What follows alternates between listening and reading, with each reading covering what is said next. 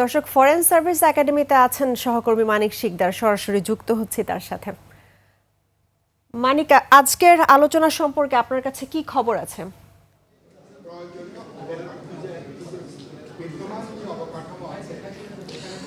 রাহি, আজকে যে আলোচনার বিষয়গুলো হচ্ছে, আজকে আপনি জানেন যে দ্বিতীয় পর্যায়ে 10ম দিনের আলোচনা চলছে এবং এরই মধ্যে কিন্তু বিভিন্ন বিষয়ে ঐকমত্যে পৌঁছেছে বিভিন্ন রাজনৈতিক দল।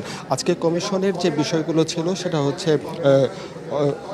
উপজেলা পর্যায়ের আদালতগুলো সম্প্রসারণ এবং নারীর প্রতিনিধিত্ব এবং জরুরি অবস্থা, এই তিনটি বিষয় নিয়ে আজকে মূলত আলোচনা চলছে এবং এখন পর্যন্ত আমরা যতটুকু খবর পেয়েছি দুটি বিষয়ে আলোচনা হয়েছে।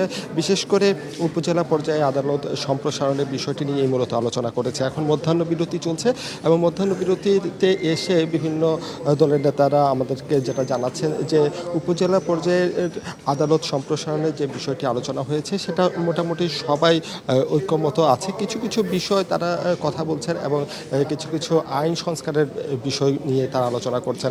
এছাড়া যেটা জরুরি অবস্থা জারির যে বিষয়টি নিয়ে গতদিনও আলোচনা হওয়ার কথা ছিল, কিন্তু সেটা সেদিন হয়নি, আজকে এটা হচ্ছে এবং মধ্যাহ্ন বিরতি আগ পর্যন্ত সেই আলোচনাটা চলমান ছিল এবং মধ্যাহ্ন বিরতির পর অর্থাৎ আরও কিছুক্ষণ পর আবার আলোচনা শুরু হবে এবং এই দুটি বিষয় নিয়ে আলোচনা হওয়ার কথা আছে বলে আমাদেরকে জানিয়েছেন ঐকমত্য কমিশনের সদস্যরা এবং এখানকার যারা যুক্ত হয়েছেন বিশেষ করে রাজনৈতিক দলের নেতৃবৃন্দ।